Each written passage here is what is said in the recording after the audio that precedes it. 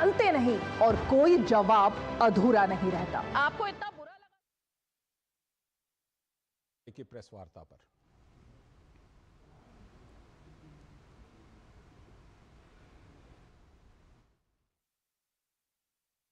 Yesterday's Business Roundtable came up with a roadmap for enhancing economic linkages. Gift City and Cyprus Stock Exchange are discussing cooperation. Easier cross-border payment through UPI integration is also being explored. Earlier this year, a defense cooperation program was signed. This also includes defense industrial collaboration. Indian shipping firms are exploring opportunities in connectivity and logistics. These linkages have relevance in the context of IMEC. Increasing tourist linkages and air connectivity is also being explored. An agreement to establish an Indian Studies Chair at the University of Nicosia has been signed. A mobility pilot program has been agreed to.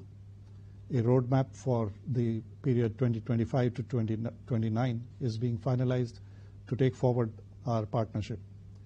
To sum up, this historic visit of Prime Minister Modi to Cyprus has provided stimulus and a strategic direction to the partnership between our two countries as important and trusted partners.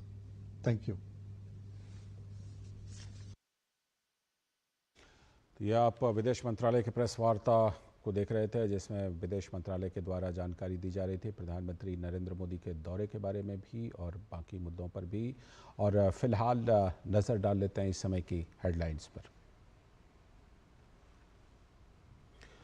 Cyprus यात्रा के बाद प्रधानमंत्री Narendra Modi Canada के लिए रवाना। G7 शिखर सम्मेलन में प्रधानमंत्री लेंगे भाग। वैश्विक मुद्दों पर चर्चा के लिए ये एक महत्वपूर्ण मंच।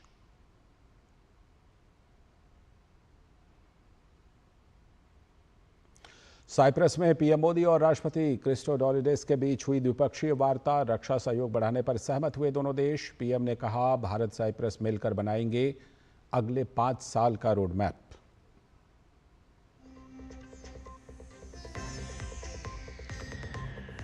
पीएम मोदी को the grand cross of the Order of Makarios 3 से किया गया सम्मानित। प्रधानमंत्री ने 140 करोड़ भारतीयों को यह सम्मान किया समर्पित। साइप्रस के राष्ट्रपति को दिया भारत आने का निमंत्रण।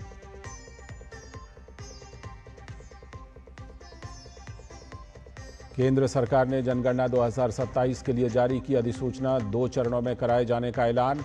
लद्दाख, जम्मू कश्मीर, हिमाचल और उत्तराखंड में 1 अक्टूबर 2026 तो बाकी राज्यों में 1 मार्च 2027 तक पूरी होगी जनगणना।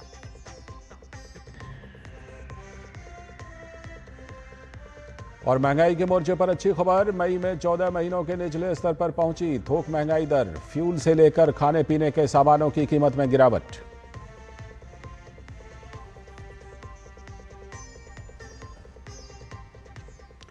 और हेडलाइन के बाद अब देखते हैं खबरों को विस्तार से। प्रधानमंत्री नरेंद्र मोदी 2 दिनों की साइप्रस यात्रा के बाद कनाडा के लिए रवाना हो गए हैं। पीएम मोदी अल्बर्टा के कानानेस्कस में 51वें G7 शिखर सम्मेलन में भाग लेंगे।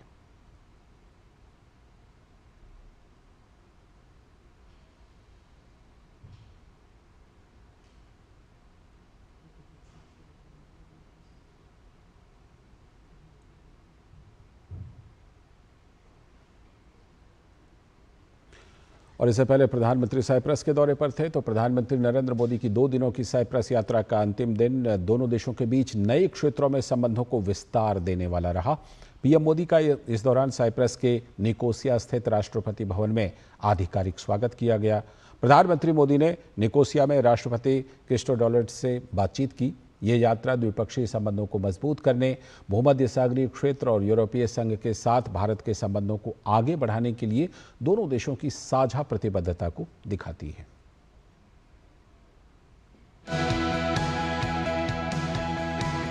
भारत और साइप्रस की मित्रता को प्रधानमंत्री नरेंद्र मोदी ने न परिस्थितियों से बना हुआ और न ही सीमाओं से बंधा हुआ बताया। उन्होंने कहा कि इस समय की कसौटी पर बार बार परखा गया है और हर दौर में दोनों देशों के बीच सहयोग, सम्मान और समर्थन की भावना को जीवंत रखा गया है। प्रधानमंत्री नरेंद्र मोदी और साइप्रस के राष्ट्रपति निकोस क्रिस्टोडोलिडीस की मौजूदगी में दोनों देशों के बीच हुई प्रतिनिधिमंडल स्तर की बातचीत में आपसी व्यापार, निवेश, प्रौद्योगिकी, नवोन्मेष, स्वास्थ्य, कृषि, नवीकरणीय ऊर्जा और जलवायु न्याय जैसे विषयों पर विस्तार से बात की गई। प्रधानमंत्री नरेंद्र मोदी ने कहा कि दोनों देश अपनी साझेदारी को रणनीतिक दिशा देने के लिए अगले 5 वर्षों के लिए एक ठोस रोड मैप बनाएंगे। अपनी साझेदारी को स्ट्रेटेजिक दिशा देने के लिए हम अगले 5 वर्षों के लिए एक ठोस रोड मैप बनाएंगे। रक्षा और सहयोग को और मजबूती देने के लिए द्विपक्षीय डिफेंस कोऑपरेशन प्रोग्राम के तहत रक्षा उद्योग पर बल दिया जाएगा। साइबर और मैरीटाइम सिक्योरिटी पर अलग से डायलॉग शुरू किया जाएगा। क्रॉस बॉर्डर टेररिज्म के विरुद्ध भारत की लड़ाई में साइप्रस के सतत समर्थन के लिए हम बहुत बहुत आभारी हैं। आतंकवाद, ड्रग्स और आर्म्स की तस्करी की रोकथाम के लिए हमारी एजेंसीज के बीच रियल टाइम इंफॉर्मेशन एक्सचेंज का मैकेनिज्म तैयार किया जाएगा। हम दोनों सहमत हैं कि हमारे आपसी व्यापार और निवेश में बहुत पोटेंशियल है। पीएम मोदी ने कहा कि साइप्रस के विजन 2035 और विकसित भारत 2047 के विजन के कई पहलुओं में समानता है। उन्होंने बताया कि दोनों देश एक पारस्परिक लाभकारी भारत और यूरोपीय संघ मुक्त व्यापार समझौते को साल के अंत तक संपन्न करने के लिए काम कर रहे हैं। पीएम ने कहा कि दोनों देश मोबिलिटी एग्रीमेंट को जल्द पूरा करने के लिए काम करेंगे। साइप्रस में योग और आयुर्वेद के प्रसार को देखकर हम उत्साहित हैं। भारतीय टूरिस्ट के लिए भी साइप्रस एक पसंदीदा डेस्टिनेशन है। उनके लिए डायरेक्ट एयर कनेक्टिविटी बनाने पर जोर दिया जाएगा। हमने निश्चय किया कि मोबिलिटी एग्रीमेंट को जल्द पूरा करने के लिए काम किया जाएगा। प्रधानमंत्री ने साइप्रस द्वारा सुरक्षा परिषद में भारत की स्थायी सदस्यता का समर्थन करने के लिए आभार व्यक्त किया। उन्होंने कहा कि पश्चिम एशिया और यूरोप में चल रहे संघर्ष को लेकर दोनों देशों ने चिंता व्यक्त की है। दोनों ही देशों ने भारत मध्य पूर्व यूरोप आर्थिक गलियारे से क्षेत्र में शांति और समृद्धि का मार्ग प्रशस्त होने की बात कही। साइप्रस के राष्ट्रपति निकोस क्रिस्टोडोलिडीस ने पहलगाम हमले के बाद भारत के आतंकवाद के खिलाफ चलाए गए अभियान का समर्थन किया।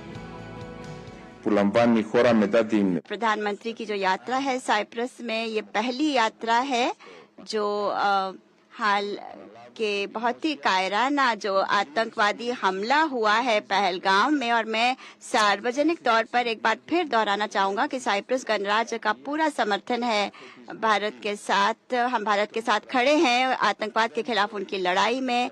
आतंकवाद के हर रूप से लड़ना है। आतंकवाद को हम स्वीकार नहीं कर सकते। और माननीय प्रधानमंत्री जी, हम आपके साथ खड़े हैं। हम आपके अधिकारों की रक्षा करते हैं ताकि हम सुरक्षा प्रदान कर सकें आपके नागरिकों को।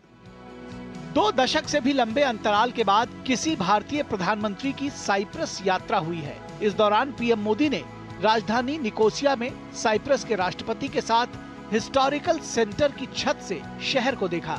गौरतलब है कि 70 के दशक में साइप्रस पर तुर्की ने आक्रमण करके इसके 35% हिस्से को अपने कब्जे में ले लिया था। इसमें राजधानी निकोसिया का आधा हिस्सा भी शामिल है। साइप्रस के राष्ट्रपति के साथ पीएम मोदी ने हिस्टोरिकल सेंटर की छत पर जाकर तुर्की, पाकिस्तान, आतंकवाद और विस्तारवाद को कड़ा संदेश दिया।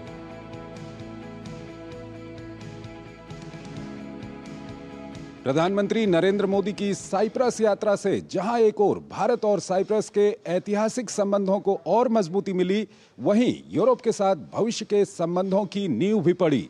साथ ही दोनों नेताओं ने आतंकवाद को लेकर पूरी दुनिया में एक कड़ा संदेश दिया है। कैमरामैन सेंथिल के साथ मैं Chandrashekhar Joshi, DD news, Cyprus. तो ये रिपोर्ट आपने देखी और भारत और साइप्रस के बीच आर्थिक सहयोग बढ़ाने के लिए एक अहम कदम भी उठाया गया है, जिसके तहत भारत के नेशनल स्टॉक एक्सचेंज यानी NSE और साइप्रस स्टॉक एक्सचेंज के बीच एक समझौते पर हस्ताक्षर किए गए हैं। इसके तहत दोनों देशों की कंपनियां एक दूसरे के स्टॉक एक्सचेंज में सूचीबद्ध हो पाएंगी। इससे दोनों देशों के बीच वित्तीय रिसर्च और निवेश को बढ़ावा मिलेगा। साथ ही साइप्रस यात्रा के दूसरे दिन प्रधानमंत्री नरेंद्र मोदी को वहां के सर्वोच्च सम्मान the grand cross of the Order of Makarios III से सम्मानित किया गया। उन्हें यह सम्मान वहां के राष्ट्रपति निकोस क्रिस्टोडोलिडेस ने प्रदान किया। पीएम मोदी ने इस सम्मान को 140 करोड़ भारतीयों को समर्पित किया और कहा कि वे इस सम्मान को भारत और साइप्रस के संबंधों के प्रति एक जिम्मेदारी के रूप में इसके महत्व को समझते हैं।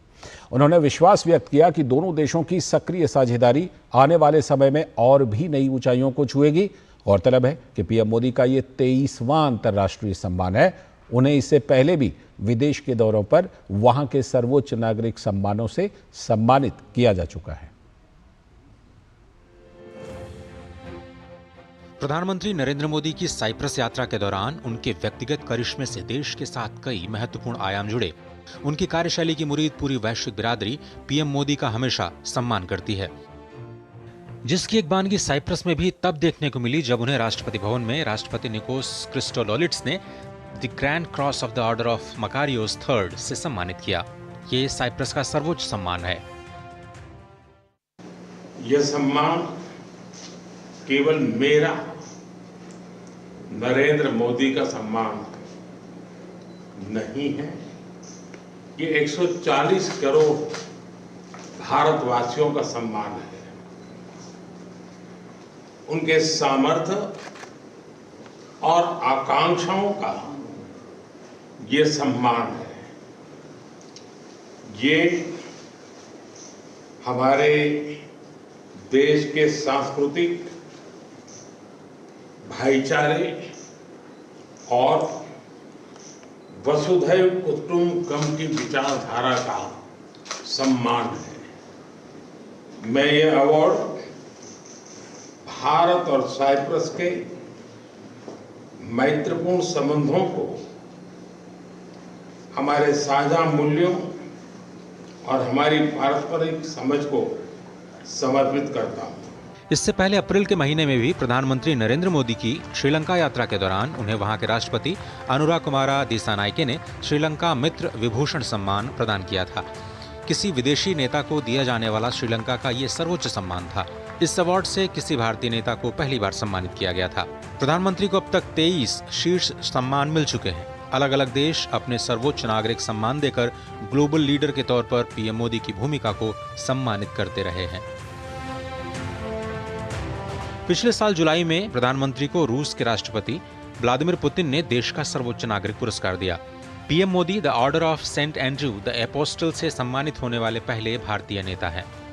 नवंबर 2024 में नाइजीरिया के राष्ट्रपति बोला अहमद ने प्रधानमंत्री मोदी को grand commander of the Order of niger प्रदान किया। प्रशस्ति पत्र में कहा गया कि प्रधानमंत्री के दूरदर्शी नेतृत्व ने भारत को एक वैश्विक शक्ति के रूप में स्थापित किया है। पीएम 56 वर्षों में पहले ऐसे विदेशी नेता रहे जिन्हें यह पुरस्कार दिया गया है। उसी माह गयाना के राष्ट्रपति इरफान अली ने पीएम को देश का सर्वोच्च राष्ट्रीय पुरस्कार द ऑर्डर ऑफ एक्सीलेंस से सम्मानित किया। यह अवार्ड विकासशील देशों के अधिकारों की रक्षा और वैश्विक समुदाय के लिए असाधारण सेवा के लिए दिया गया। उसी दिन पीएम को डोमिनिका की राष्ट्रपति सिल्वेनी बर्टन ने अपने देश का सर्वोच्च राष्ट्रीय पुरस्कार सौंपा। डोमिनिका अवार्ड ऑफ ऑनर कोविड-19 महामारी के दौरान मदद और रिश्तों की मजबूती में योगदान के लिए दिया गया। दिसंबर 2024 में कुवैत ने प्रधानमंत्री मोदी को अपना सबसे बड़ा राष्ट्रीय पुरस्कार दिया। कुवैत के अमीर मिशाल अल अहमद अल जबर अल सबा ने पीएम को द ऑर्डर ऑफ मुबारक अल कबीर से सम्मानित किया। अब तक चुनिंदा वैश्विक नेताओं को ही ये अवार्ड मिला है। इस साल भी पीएम को ग्लोबल अवार्ड से नवाजे जाने का सिलसिला जारी है। पिछले दिनों बारबाडोस ने प्रधानमंत्री को honorary order of freedom of Barbados दिया। वहां के राष्ट्रपति ने यह पुरस्कार प्रदान किया, जिसे पीएम की ओर से विदेश राज्य मंत्री पवित्रा मार्गरीटा ने प्राप्त किया। इसी वर्ष 12 मार्च को मॉरिशस के राष्ट्रीय दिवस समारोह में पीएम को वहां का सर्वोच्च नागरिक सम्मान मिला। राष्ट्रपति धर्मवीर गोकुल ने पीएम को grand commander of the Order of star and की ऑफ द इंडियन ओशन प्रदान किया। किसी भारतीय को पहली बार यह सम्मान प्राप्त हुआ है।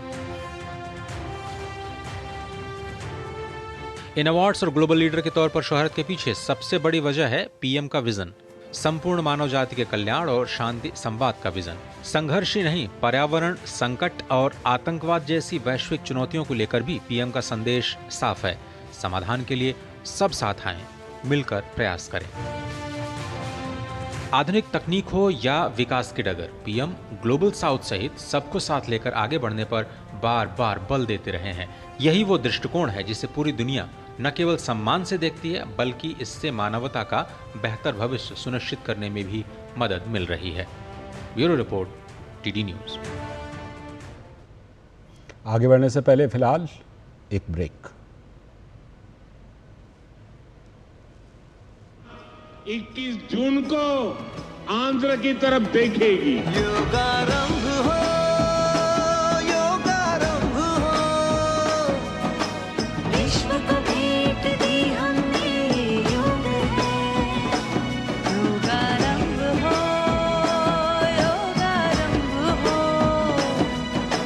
जो सुलझा दे जीवन को वो योग है।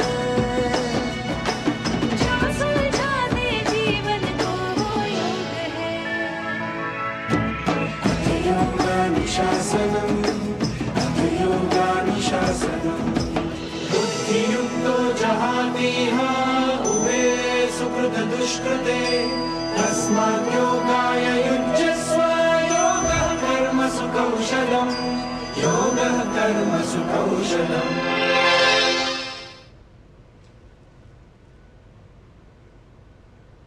स्वागत है ब्रेक के बाद। आज की एक और बड़ी खबर, केंद्रीय गृह मंत्रालय ने अगली जनगणना के लिए अधिसूचना जारी कर दी है। जनगणना 2027 2 चरणों में कराई जाएगी। जनगणना 2027 1 मार्च 2027 तक पूरी कर ली जाएगी। केंद्र शासित प्रदेश लद्दाख और केंद्र शासित प्रदेश जम्मू कश्मीर, हिमाचल प्रदेश और उत्तराखंड राज्यों के बर्फीले क्षेत्रों के लिए संदर्भ तिथि 1 अक्टूबर 2026 होगी। इससे पहले केंद्रीय गृह एवं सहकारिता मंत्री अमित शाह ने एक उच्च स्तरीय बैठक में आगामी जनगणना की तैयारियों की समीक्षा की थी। जनगणना 2 चरणों में कराई जाएगी। पहले चरण यानी मकान सूचीकरण और मकानों की गणना यानी HLO में प्रत्येक परिवार की आवासीय स्थिति, संपत्ति और सुविधाओं के बारे में जानकारी एकत्र की जाएगी। इसके बाद दूसरे चरण यानी जनगणना PE में प्रत्येक घर में रहने वाले प्रत्येक व्यक्ति की जनसांख्यिकीय, सामाजिक, आर्थिक, सांस्कृतिक और अन्य जानकारी एकत्र की जाएगी। जनगणना में जाति गणना भी इस बार की जाएगी। जनगणना कार्य के लिए लगभग 34 लाख गिनती करने वाले लोग और पर्यवेक्षक के साथ ही लगभग 1.3 लाख जनगणना पदाधिकारी तैनात किए जाएंगे। जनगणना 2027 मोबाइल एप्लीकेशन का उपयोग करके डिजिटल माध्यम से की जाएगी। लोगों को स्वगणना का प्रावधान भी उपलब्ध कराया जाएगा। ये जनगणना प्रक्रिया शुरू होने के बाद से 16वीं जनगणना है और स्वतंत्रता के बाद 8वीं जनगणना है।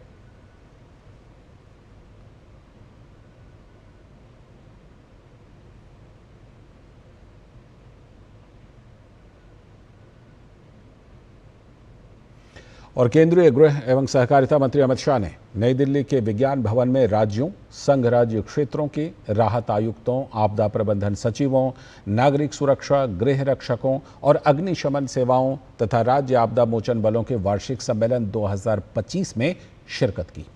अपने संबोधन में अमित शाह ने NDRF की प्रशंसा करते हुए कहा कि पिछले 10 वर्षों में आपदा प्रबंधन में भारत एक वैश्विक नेता के रूप में उभरा है। उन्होंने कहा कि ये NDMA, CDRI और NDRF की बदौलत ही संभव हो पाया है।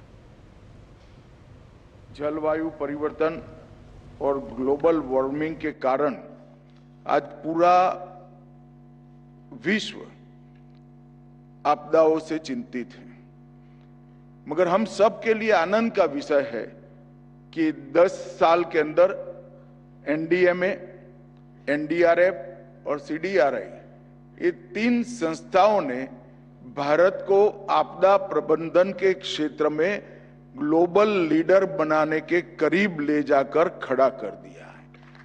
और ये हम सब के लिए ये हम सब के लिए बड़ा आनंद का विषय है।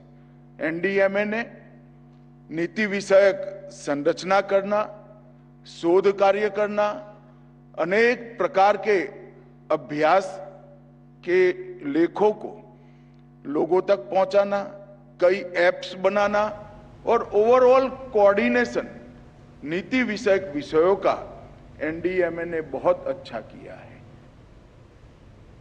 साथ ही केंद्रीय गृह एवं सहकारिता मंत्री अमित शाह ने कहा कि एनडीआरएफ ने पिछले कई वर्षों में पूरे देश में काफी ख्याति अर्जित की है।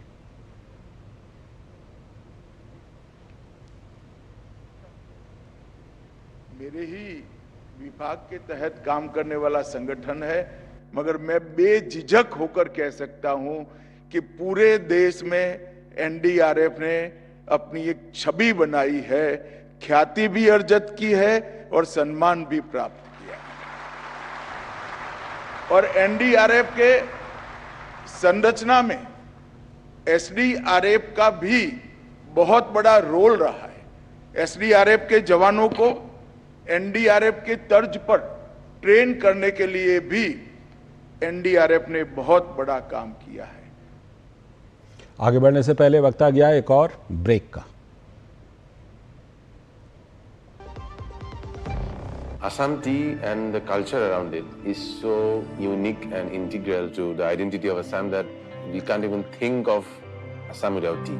200 glorious years of Assam tea. The saga will continue for many more centuries to come.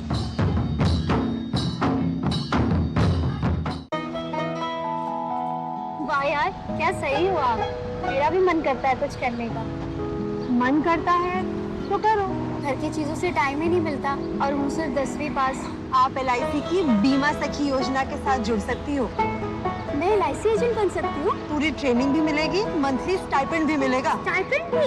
ऊपर से कमीशन अलग। LIC बीमा सखी योजना से जुड़ने के लिए अपनी नजदीकी LIC शाखा से संपर्क करें। LIC बीमा सखी योजना, अपनी शुरुआत अपने हिसाब से।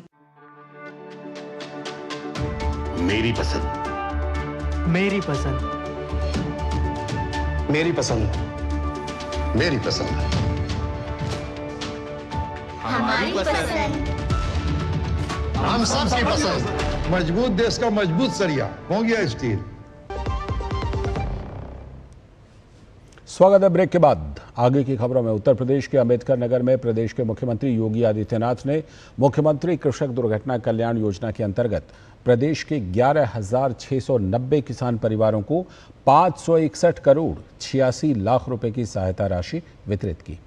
मुख्यमंत्री ने इस अवसर पर आपदा के शिकार हुए किसान परिवारों के प्रति अपनी संवेदना व्यक्त की। पूरे उत्तर प्रदेश के 11,690 अन्नदाता किसान परिवारों के लिए 561 करोड़ 86 लाख रुपए की धनराशि का वितरण मुख्यमंत्री कृषक दुर्घटना बीमा योजना के माध्यम से हो रहा है। इस अवसर पर इस वर्ष अब तक आपदा के शिकार हुए उन सभी अन्नदाता किसान परिवारों के प्रति मैं अपनी संवेदना व्यक्त करता हूं। साथ ही मुख्यमंत्री ने अंबेडकर नगर में 1,184 करोड़ रुपए की 194 विकास परियोजनाओं का लोकार्पण और शिलान्यास भी किया। इस जनपद के विकास की ढेर सारी योजनाओं को लेकर के, जिसमें 194 परियोजनाओं का लोकार्पण और शिलान्यास है, इन सभी योजनाओं के साथ आज हम सब आपके पास यहां पर उपस्थित हुए हैं और उन योजनाओं के लिए मैं अंबेडकर नगर जनपद वासियों को हृदय से बधाई देता हूं, अपनी शुभकामनाएं भी देता हूं। अगली खबर भी उत्तर प्रदेश से ही, लेकिन दुखद हादसे की खबर, जहां आकाशीय बिजली से 30 से भी अधिक लोगों की मौत हो गई है। कई लोगों की जान अलग अलग जिलों में आकाशीय बिजली से गई है। सबसे ज्यादा प्रयागराज में 5 और जौनपुर में 3 लोगों की आकाशीय बिजली गिरने से मौत हो गई है। गोरखपुर और ललितपुर में भी 2-2 लोगों की मौत हुई है। पिछले 24 घंटों में आकाशीय बिजली का कहर प्रदेश के कई जिलों पर टूटा है। मुख्यमंत्री योगी आदित्यनाथ ने आंधी, बारिश, ओलावृष्टि, वज्रपात के दृष्टिगत संबंधित जनपदों के अधिकारियों को पूरी तत्परता से राहत और बचाव कार्य संचालित करने के निर्देश दिए हैं। साथ ही आपदा से जनहानि और पशुहानि होने की स्थिति में प्रभावितों को तत्काल राहत राशि का वितरण करने को भी कहा है। घायलों का समुचित उपचार कराने के लिए भी कहा है और साथ में सर्वे कराकर फसल नुकसान का आकलन करते हुए शासन को इसके बारे में ब्यौरा भेजने का निर्देश भी दिया है।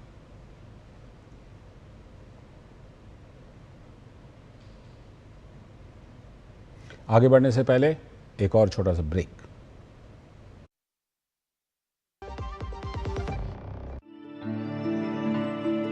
Nothing else refreshes me more than a good cup of Assam tea. It's a magical beverage. 200 glorious years of Assam tea. The saga will continue for many more centuries to come. जब धरती चीर कर निकलता है लोहे का पत्थर और मिलता है मोंगिया के जोश से, फिर तपता है, पिघलता है और बनता है फौलाद। अब होता है सरिया सारी खूबियों के साथ। मोंगिया स्टील, मजबूत देश का मजबूत सरिया। स्वागत है ब्रेक के बाद। महंगाई के मोर्चे पर अच्छी खबर। सब्जियों, अंडे, मांस और मछली की कीमतों में गिरावट की वजह से थोक मूल्य सूचकांक पर आधारित महंगाई दर मई माह में 0.39% के स्तर पर रही। थोक महंगाई दर में गिरावट के साथ अब ये 14 महीने के निचले स्तर पर आ चुकी है। भारत में मई महीने के लिए ये थोक महंगाई दर मार्च 2024 के बाद सबसे निचले स्तर पर आ गई। इस दौरान खाद्य महंगाई दर मासिक आधार पर 2.55% से 1.72% पर आ चुकी है और मैन्युफैक्चरिंग WPI 2.62% से घटकर 2.04% पर आ चुका है। फ्यूल एंड पावर WPI -2.18 यानी 2.18% से घटकर -2.27% पर आ चुका है। वहीं प्याज की थोक महंगाई दर 0.20% से घटकर -21.62% फिसल चुका है।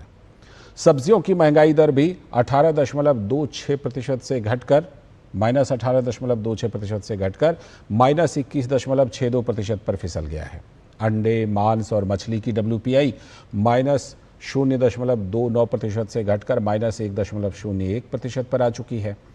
थोक महंगाई के आंकड़ों से पहले सरकार की ओर से रिटेल महंगाई के आंकड़े जारी किए गए थे। 12 जून को जारी आंकड़ों के मुताबिक मई 2025 में भारत की रिटेल महंगाई घटकर 2.82% पर पहुंच गई, जो 6 साल का सबसे निचला स्तर है।